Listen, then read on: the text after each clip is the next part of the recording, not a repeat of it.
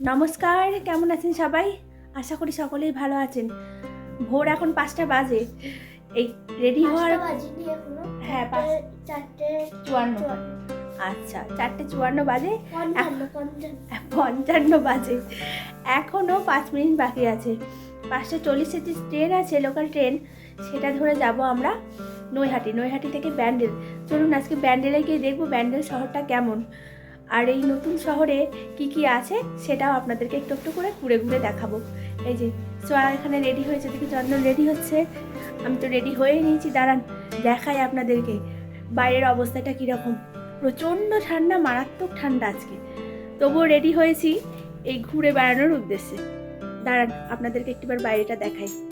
এখনও বাইরেটা প্রচণ্ড গুটগুটে অন্ধকার, সূর্যদেব এখনও আসতে অনেক বাকি আছে।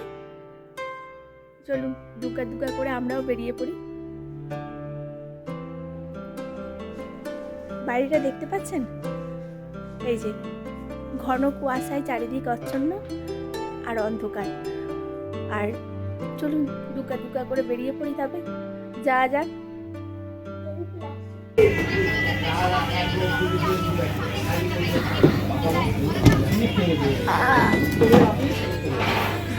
কেমন লাগছে?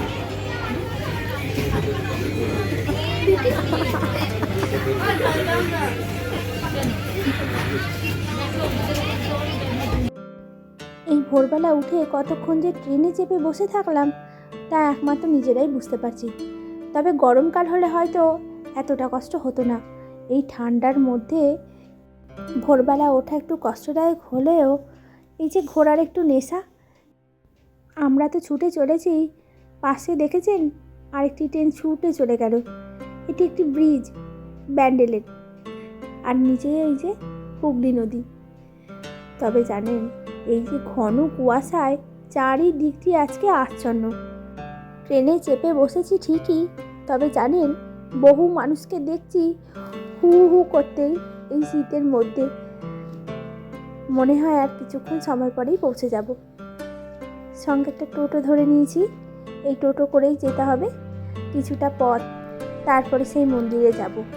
তবে রাস্তাঘাট আজকে পুরো পরিষ্কার, ভিড়ভাট্টা নেই, সকালবেলা বলে কথা। তবে সকালবেলা আসার উদ্দেশ্যও একটি আছে। এই শহরটিতে আরও কী জিনিস নিত্য নতুন আছে সেগুলোকে একটু একটু করে আপনাদেরকে ঘুরে দেখাবো। দাঁড়ান সোয়াকে একবার জিজ্ঞেস করি কেমন লাগছে। কেমন লাগছে? ভালো।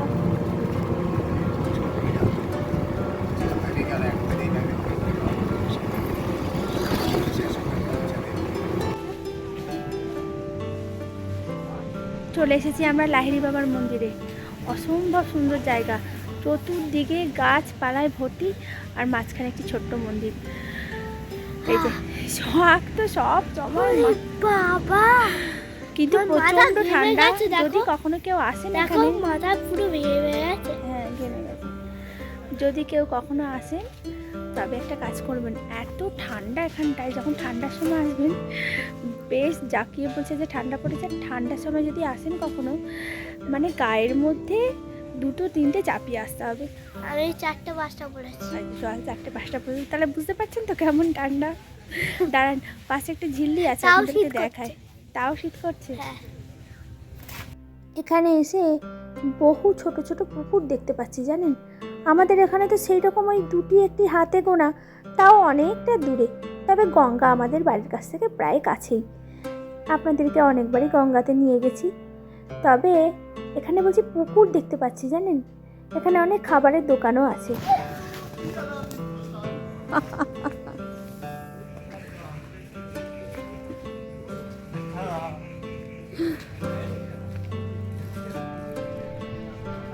অসম্ভব সুন্দর জায়গা, চতুর্দিকে কিছু হবে না।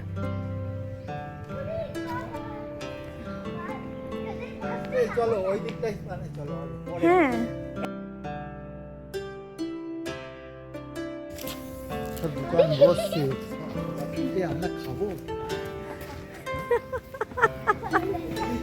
একটু ঘুরে আসছি। এখনো মন্দির খোলেনি, কিছুক্ষণ অপেক্ষা করতে হবে। 9:30 বাজে, আর আধ ঘন্টা ধরে অপেক্ষা করতে হবে। সামনেই যে একটা পুকুর আছে, অসম্ভব সুন্দর জানেন জায়গাটা, শান্ত স্নিগ্ধ, চতুর্দিকে গাছপালা আর সোহাগ আর আমি, তাই তো সোহাগ আর আমি। হ্যাঁ, সামনে যাদেরকে এখন দেখতে পাচ্ছেন, এখানে আসার পর তাদের সঙ্গে আলাপ হয়েছে। ভিডিওটা রেকর্ড করার আগে তাই তাদের থেকে একটু পারমিশন নিলাম। এই ছোট ছোট স্মৃতিগুলোই নিজের জীবনে থেকে যাবে। বহু দূর দূরান্ত যখন আসি তখন এই মানুষগুলোকে যখন দেখতে পাই বেশ ভালো লাগে, আর তাদের সঙ্গে আলাপ পরিচিতি করতেও ভালো লাগে। 10টা বাজে, এরপর লাহিড়ী বাবার মন্দিরে ঢুকবো। তবে পাশে জানেন একটা রান্নার জায়গা আছে, সেখানে ভোগ খাওয়ানো হয়। ভাবছি সেখানে ভোগ খাওয়ার যদি সুবিধা হয় আর কি, ট্রেনের যদি সেরকম কোনো রকম তাড়াহুড়ো না থাকে, আবার এদিক ওদিক দেখবার তাড়া না থাকে, তাহলে হয়তো এখানে একটু প্রসাদ খেতে পারি। তবে সম্ভব হবে কিনা জানি না। আচ্ছা সোহাগ, তোমার কেমন লাগছে মা? ভালো লাগছে তো? আচ্ছা চলো তাহলে, মন্দিরটা হয়তো খুলছে, চলুন ভেতরটিতে আমরাও যাই আর সঙ্গে আপনারাও থাকুন। 10টা বাজলে পরে মন্দিরটি খোলে, তার আগে বলছি কখনো খোলে না।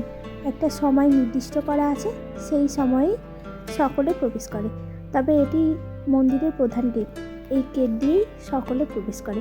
চলুন, আমরাও আর দেরি করলাম না, সঙ্গে আপনারাও চলুন। অসম্ভব সুন্দর চারিদিকটি জানেন, যত দেখছি প্রাণটা যেন জুড়িয়ে আসছে। এত ভোর ভোর বাড়ি থেকে বেরিয়ে এখানে পৌঁছেছি, তখন জানেন একটুও লোক ছিল না। তবে যত দিনের সময় বাড়ছে তত যেন লোক সংখ্যাও একটু একটু করে বেড়ে চলেছে। চতুর্দিকে গাছপালা, এই দেখুন কত টব তাদের ডালিয়া লাগানো আছে, আর ওই যে কত সারি টব পড়েও আছে, সেগুলো থেকে হয়তো টুকটাক করে গাছ লাগানো হবে। সামনেই গাছটি ঝাউ গাছ দিয়ে একটি গেট মতো তৈরি করেছে। তার ভেতর দিয়ে আমরা যখন যাচ্ছিলাম মনটা বেশ ভালো লাগছে, একটা যেন কোথাও মনের মধ্যে শান্তি তৈরি হয়েছে। সামনেই হাতিটা দেখে সোহাগ বলল, দাঁড়াও এখানে একটু ছবি তুলে নিই, স্মৃতিগুলোই তো থেকে যাবে, আর কখনো আসা হবে কি না তাও জানি না। দেখতে দেখতে অনেকটা সময় হয়েছে ঠিকই, তবে এই যে এখানে দেখেছেন কি সুন্দর ঝর্ণা, আর সামনে আছে এই যে সাদা পাতিহাঁস, অসম্ভব সুন্দর। পাতিহাঁসগুলো যে কত সুন্দর করে ডাকছে, দাঁড়ান একবার আপনাদের ডাকটা শোনাই।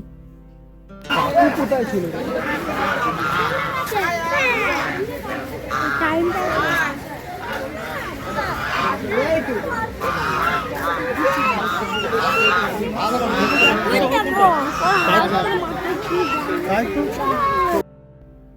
পাশের এই ছোট্ট মাটি গোলাপ ফুলের একটি বাগান, দুধ পাশেই আছে, তার সঙ্গে আছে এরকম ছোট ছোট ঝাউ গাছ।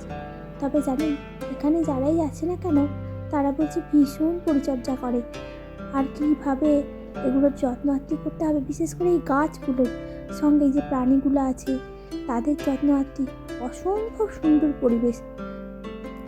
এর আগে একটিবার সোহাগ যখন অনেকটা ছোট, প্রায় 2-2.5 বছর, তখন একটিবার কলকাতার ইকো পার্কে গেছিলাম। তখন জানেন এইরকম একটি গোলাপের বাগান দেখেছিলাম। চারিদিকের এই সৌন্দর্য দেখে মনটাতে কত রকম যে আনন্দ হচ্ছে তা আর কি করে বোঝাবো। এই যে সামনে এই সাদা পাতিহাঁসগুলোর সঙ্গে দেখছি এরকম কালো কালো কিছু পাতিহাঁসও আছে। ওই দেখুন কি সুন্দর একটা ছোট্ট স্নানের ঘর করে দিয়েছে তাদের, আর কি সুন্দর চলছে, তারা সাঁতার কাটছে, কেউ স্নান করছে, কেউ জল খাচ্ছে, কেউ আবার বন্ধুদের সঙ্গে নিজের একটু মনের কথা বলে নিচ্ছে। প্রকৃতি যেমন রেগে গেলে আমাদের কষ্ট দেয়, ঠিক তেমন প্রকৃতি এত সুন্দর করে নিজেকে সাজিয়ে তোলে, তার অপরূপ এই সৌন্দর্য দেখে মন মুগ্ধ হয় দূর দূরান্ত থেকে। তাই যেখানেই যাই না কেন প্রকৃতির এই রূপ দেখে মনটা শান্তই হয়ে ওঠে। এই যে দেখতে পাচ্ছেন চতুর্দিকে গোলাপ গাছ, রং বেরঙের গোলাপ, হয়তো এত রকম গোলাপের রং হয় সেটাও জানতাম না। তবে এত সুন্দর সাজানো গোছানো চতুর্দিকটি দেখেছেন, সামনে থেকে আপনাদের একটিবার দেখায় কি সুন্দর গোলাপগুলো। এক একজনা মাথা উঁচু করে দাঁড়িয়ে আছে, আর কিছু জনা ওই যে ঝরেও পড়েছে মাটিতে। সময়ের সঙ্গে সঙ্গে মানুষের জীবনটাও তাই। আচ্ছা, তোমার কেমন লাগছে বলো? খুব ভালো পরিবেশ, হ্যাঁ এত সুন্দর শীতকালের ফুল ফুটছে। হ্যাঁ এই শীতকালের ফুল আমাদের নিজে হাতে করতাম, এখন করতে পারি না। তবুও এই যে দেখতে পাচ্ছি এটাই সুন্দর। এটাই সন্তুষ্ট হচ্ছে। হ্যাঁ হ্যাঁ হ্যাঁ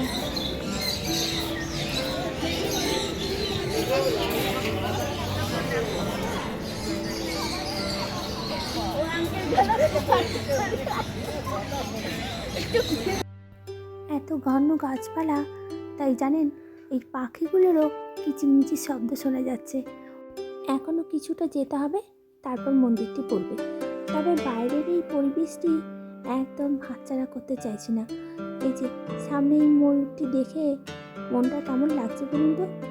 ভাবছি একটা ছবি তুলে নিয়ে যাই, এই ছবিগুলোই তো সঙ্গে জীবনে স্মৃতি হয়ে থাকবে। তাই সেগুলোকে একটু হাতছাড়া করতে চাইছি না।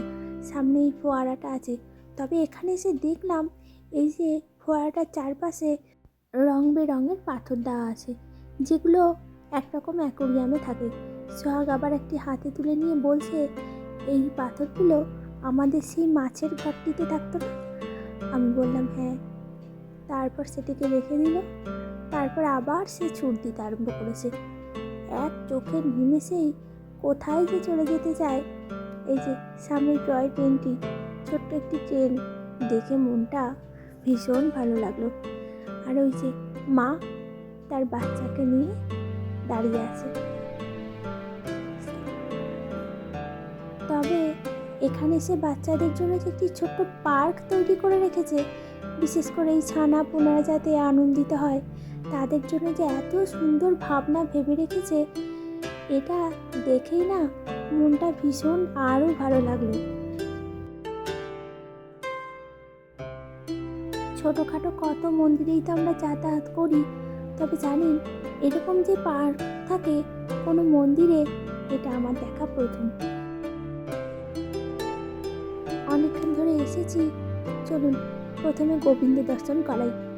চতুর্দিকে দেখুন কত সুন্দর ফুল দিয়ে সাজানো, আর মাঝখানে রয়েছে আমাদের গোবিন্দ। অসম্ভব সুন্দর লাগছে, কি মিষ্টি ভাবুন তো। চতুর্দিকটিতে লোকজনে ভর্তি। সামনে এই কটেজটা দেখলাম, ছোট্ট এই কটেজটা দেখতে ভারী মিষ্টি লাগছে।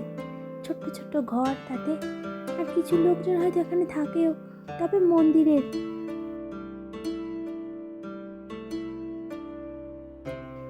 এদিকটিতে আর হয়তো আসা হবে না, তাই আরেকবার সামনেটি আপনাদের একটিবার ঘুরে দেখাচ্ছি।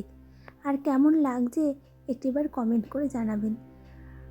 আর এর সামনেই আছে একজোড়া রাধা গোবিন্দ, চলুন তাদেরকেও একটিবার দর্শন করে নিই। তবে এই মন্দিরটিতে আমি দেখছি অসম্ভব পরিষ্কার পরিচ্ছন্ন করে রাখে চতুর্দিকটি। এই যে কেমন লাগছে একটিবার জানাবেন। এখানে রাধা গোবিন্দ দর্শন হয়ে গেছে, এরপর আস্তে আস্তে ভেতরটিতে যাব। তবে জানি না ঠিক কতটা আপনাদেরকে সামনে থেকে দেখাতে পারবো। এই যে এখানে আসার জন্য অনেকটা পথ অতিক্রম করে এসেছি, সামনে থেকে তাকে দেখে আর চোখ ফেরাতে পারছি না জানেন। তবে এখানে বহু আম গাছ আছে, একটি আম বাগান বলতে পারেন আপনি। এই যে সোহাগ আর আমি দাঁড়িয়ে আছি, সোহাগ আর আমার চলছে কিছু আলোচনা। সামনে এই যে বাসের যে লম্বা একটা লাইন দেখতে পাচ্ছেন, এটাতেই ঘুরে ঘুরে তারপর যেতে হবে মন্দিরের ভিতর দিতে। এখন এসেছি এই পিছনের দিকটিতে, জানেন এই পিছনের দিকটিতে আছে ভোগ কাহানোর যে রান্নাঘর সেটা। তবে এই দিকটি অসম্ভব সুন্দর সাজানো। আজকে তো 25শে ডিসেম্বর, ক্রিসমাস ট্রি তাই তৈরি করেছে। আর এই যে কী সুন্দর ছোট ছোট দুটো হরিণ তৈরি করেছে দেখুন, বেতের মোড়ার মতো। যেদিকেই তাকাচ্ছি না কেন সাজানো গোছানো, অসম্ভব সুন্দর। দাঁড়ান, এখানে একটা ছোট্ট মন্দির আছে, এই যে এই জায়গাটিতে এখন চলছে পরিষ্কার আর পরিচ্ছন্ন। তবে চতুর্দিকে জানেন এই শীতকালের ফুল দিয়ে ভরা। আর এখানে দেখুন গাঁদা ফুল দিয়ে কি সুন্দর সাজানো। এই যে এখানে যে দেখতে পাচ্ছেন একটি প্রদীপ। এখানে কোনো ঠাকুর নেই ঠিকই, তবে কি পুজো হয় তাও আমার জানা নেই। কত যে মানুষ এই দূর দূরান্ত থেকে আসে এই মন্দিরটিতে। তবে জানেন মন্দিরটির সামনেটি যতটা সুন্দর, ভেতরটি আরও সুন্দর। তবে সেখানে মোবাইলের অ্যালাউ নেই, তাই হয়তো ভেতরের অংশটি দেখাতে পারবো না, কিন্তু যতটা পারবো আপনাদের সঙ্গে শেয়ার করব। চলুন এই লাইনটাতে একটু ঘুরে ঘুরে যাচ্ছি ঠিক না, তবে বেশ মজাও লাগছে জানেন। সামনে তো মন্দির। চলুন মন্দির দেখার অপেক্ষায় অনেকক্ষণ সময় ধরে দাঁড়িয়ে আছি। আর ওই যে ওখানে যে দিদিভাইকে দেখছেন, কিছুক্ষণ আগেই তো ওদের সঙ্গে আলাপ হলো। আর সোহাগ যেন একদম তার কাছের মানুষ হয়ে উঠেছে, নিজের বাচ্চার মতো। চলে এসেছি এখন এই মেন গেটের সামনে। এবার ভিতরটিতে প্রবেশ করার পালা। আরে না, ভেতরে সবাই দারুণ সুন্দর। এই যে যাকে দেখার জন্য এত দূর থেকে আসা আর এত আগ্রহ নিয়ে অপেক্ষা করা। তবে এই মন্দিরের সামনে মহাভারতের একটি দৃশ্য বলছি স্ট্যাচু মতো তৈরি করা আছে, যেখানে অর্জুনের সারথি স্বয়ং গোবিন্দ। চলুন এই সামনেটা দিয়ে যাব। তবে জানেন এখানে একটু ছোট্ট জলের মতো রাখা আছে, যেখানে পা স্পর্শ করে আপনি ভেতরে ঢুকতে পারবেন। তবে আমরা তো বহু মন্দিরে যাই যে পা বাইরে থেকে ধুয়ে আসি, বা কিছু কল বা কোনো রকম কোনো ব্যবস্থা থাকে, তবে এখানের ব্যবস্থাটা বলছি একদম অন্যরকম। মন্দিরে এই যে ঘন্টাটি দেখছেন, এখানে সকলেই ঢোকার আগে তারপর ঘন্টাটা বাজাচ্ছে। বহু লাইন জানেন, তবে 5 মিনিটের মধ্যে মনে হয় মন্দিরটা ঘুরে কমপ্লিট করে আসতে হবে। এখানে আমরা লাইনে দাঁড়িয়েছি, চন্দ্রনদীকে রেকর্ড করে দিচ্ছে। মন্দিরটাতে আসার পর জানেন মনে হচ্ছে কি ঠিক যেন স্বর্গেই প্রবেশ করেছি। একদম সাদা চাদরে মোড়া, আর এই যে সামনে ওই যে নীল আকাশ, তার ওপরেই হয়তো ভাসছে। মন্দিরটা যেন একদম ভাসমান অবস্থায় রয়েছে। তবে এই মন্দিরে বলছি সাই বাবাকে মূলত পুজো করা হয়। এর পাশাপাশি বলছি অনেক ঠাকুরও আছে, যেমন গোবিন্দ, নানা রকম দুর্গা ঠাকুর, স্বয়ং মহাদেব। এখন এসেছি মন্দিরের বাইরেটিতে। তবে মন্দিরের বাইরে আসার পর এই বুদ্ধ মূর্তিটি চোখে পড়ল, অসম্ভব সুন্দর লাগছে। ভাবছি বাড়িতেও এরকম একটি বুদ্ধ মূর্তি রাখবো। চতুর্দিকে গাছপালা, এই যে এখানে দেখেছেন কত সুন্দর সুন্দর লতানো গাছপালাও আছে। মন্দিরের ভিতরে বাইরে প্রচুর তো মানুষ ঢুকেছে আর বেরোচ্ছে। আর তাই জানেন যেখানে যে একটু জায়গা পেয়েছে সেখানটিতেই বসে পড়েছে। আর ওই যে সামনেটি আপনাদের একটু দেখাচ্ছি মন্দিরের, যেখান দিয়ে আমরা ঢুকলাম। ঘুরতে বেরিয়ে চতুর্দিকটি টুকটুক টুকটুক করে হেঁটে হেঁটে দেখবো, এটাই জানেন অসম্ভব ভালো লাগে।